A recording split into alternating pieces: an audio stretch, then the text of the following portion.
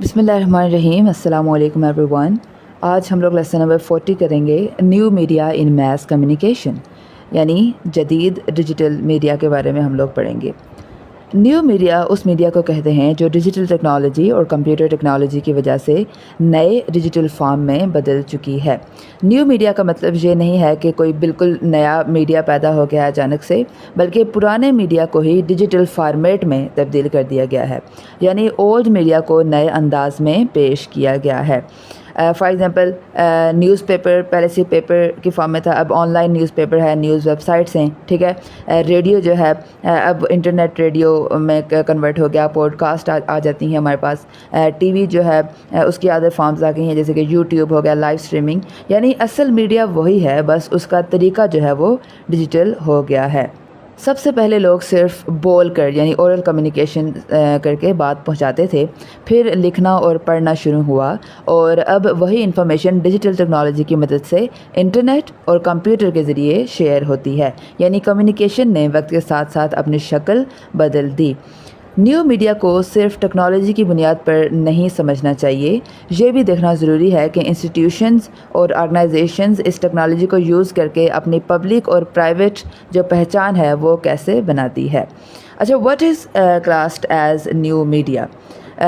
Web sites اور blogs ہو گئے، email, C D V Ds, electronic کایاسک کیا ہوتا ہے؟ جیسے وہ آپ لوگوں نے دیکھے ہوں گے، الیکٹرانک ڈسپلیز ہوتے ہیں جہاں پہ ہم لوگ سیلف سروس کر سکتے ہیں، لائک ہم لوگ کھانا آرڈر کر سکتے ہیں، ہم لوگ اپنے بلز پے کر سکتے ہیں، فلائٹ وغیرہ کا وہ چیک ان چیک آؤٹ وغیرہ کر سکتے ہیں. وہ جو سیلف سروس ڈسپلیز ہوتے ہیں نا، ان کو کہتے ہیں.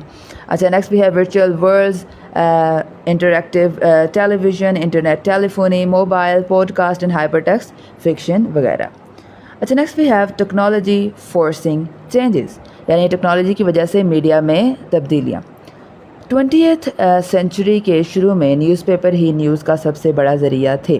جب ریڈیو آیا اور لوگوں کو نیوز زیادہ جلدی ملنے لگی تو نیوز پیپر نے صرف نیوز دینے کے بجائے نیوز کی مزید ڈیٹیلز اور اس کی انٹرپریٹیشن اور انالیسز وغیرہ دینا شروع کر دیا.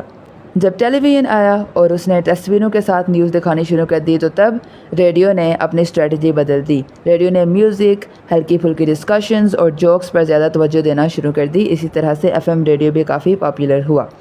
اب جب انٹرنیٹ نے ٹی وی کو چیلنج کیا ہے تو ٹی وی نے بھی ہائی ڈیفینیشن یعنی HD اور ڈیجیٹل براڈ کاسٹنگ شروع کر دی تاکہ مقابلے میں رہ سکے. یعنی ہر نئی ٹیکنالوجی کے آنے پر جو پرانا میڈیا تھا اس نے اپنی اسٹریٹجیز کو چینج کیا اور اپنے آپ کو امپروو کرنے کی کوشش کی. آن لائن کمیونیکیشن 1990s کے درمیان جب انٹرنیٹ عام لوگوں تک پہنچا تو جرنلسٹ اور میڈیا ایکسپرٹس نے آن لائن جرنلزم کو ڈیفائن کرنا شروع کیا.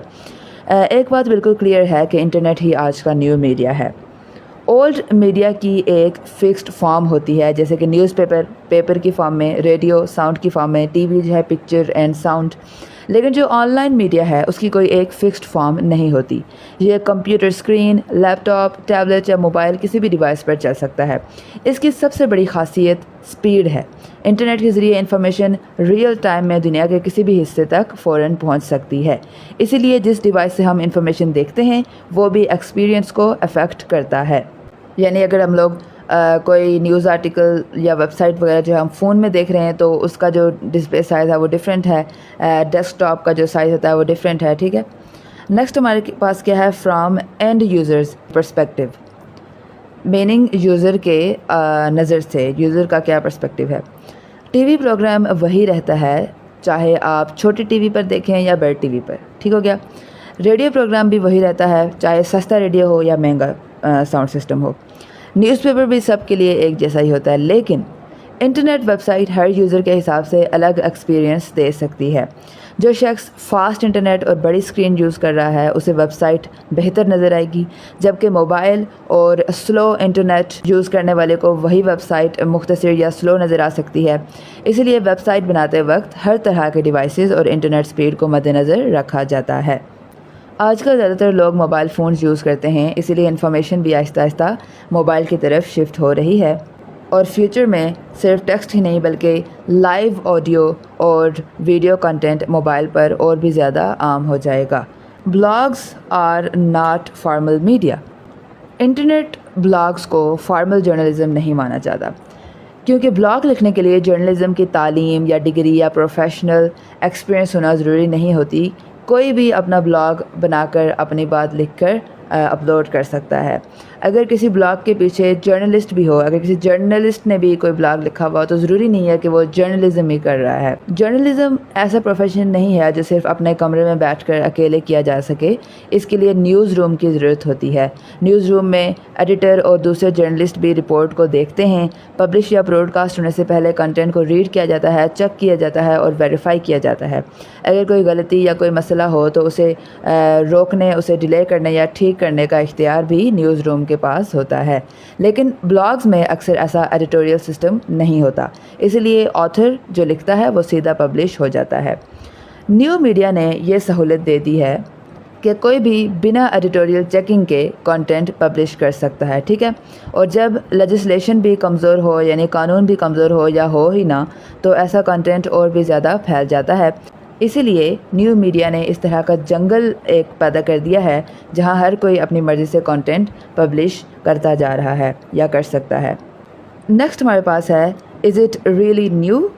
کیا نیو میڈیا واقعی بالکل نیا ہے؟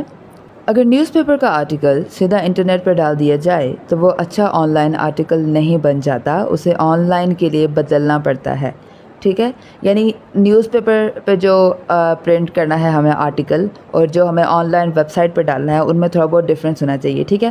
جو آن لائن ہم ڈالیں گے نا، اس کے لیے ہمیں اسے تھوڑا سا آرٹیکل کو ایڈٹ کرنا پڑے گا، جیسے کہ ہمیں اسے تھوڑا سا چھوٹا کرنا پڑے گا، امپورٹنٹ کی ورڈز ہائی لائٹ کرنے پڑیں گے، چھوٹے سیکشنز بنا کے ہمیں اس آرٹیکل کو جو ہے نا اپلوڈ کرنا چاہیے۔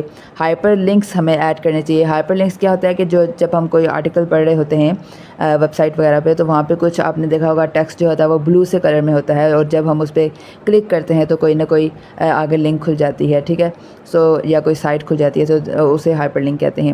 لیکن میڈیا آرگنائزیشن کے پاس ہمیشہ اتنا زیادہ وقت یا اسٹاف یا ریسورسز نہیں ہوتے ہیں، تو اسی لیے اکثر وہ وہی نیوز پیپر والا آرٹیکل جو ہے نا as it is on line upload کر دیتے ہیں، ٹھیک ہے۔ فار ایگزامپل جیسے ڈان نیوز ہے، اس نے ایک آرٹیکل جو ہے بنایا جو کہ اس نے اپنے نیوز پیپر جو پرنٹ کرنا تھا اس پہ ڈالا، اور ایز اٹ از وہی آرٹیکل جو ہے اس نے انٹرنیٹ پہ بھی اپلوڈ کر دیا۔ یعنی آن لائن جرنلزم کئی مرتبہ صرف اولڈ میڈیا کا ہی ڈیجیٹل ورژن ہوتا ہے۔ اب ہم دنیا کے کسی بھی ملک میں بیٹھ کر اپنا فیوریٹ نیوز پیپر اسی وقت پڑھ سکتے ہیں جب وہ اپنے شہر میں پبلش ہوتا ہے، اور اس کی کاسٹ تقریباً نہیں ہی ہوتی ہے، کنٹینٹ وہی رہتا ہے، صرف طریقہ بدل جاتا ہے۔ اچھا، next we have old wine in new bottle, یعنی پرانی چیز کو نئے انداز میں پیش کرنا۔ اس محاورے کا مطلب یہ ہے کہ اندر کا کنٹینٹ پرانا ہی ہے، صرف اس کی باہر کی پیکیجنگ جو ہے وہ چینج ہو گئی ہے یا نئی آ گئی ہے۔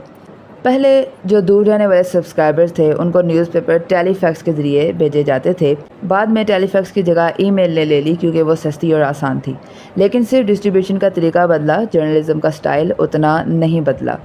اولڈ میڈیا میں سپیس کی لمٹ ہوتی تھی، اسی لیے رائٹرز صرف ضروری اور مختصر بات لکھتے تھے، لیکن نیو میڈیا میں سپیس کی کوئی خاص لمٹ نہیں ہوتی، انٹرنیٹ میں پیجز کی کوئی لمٹ نہیں ہے، اسی لیے کوئی بھی جتنا چاہے لمبا کنٹینٹ پبلش کر سکتا ہے یا ضرورت سے بھی زیادہ کنٹینٹ پبلش کر دے گا۔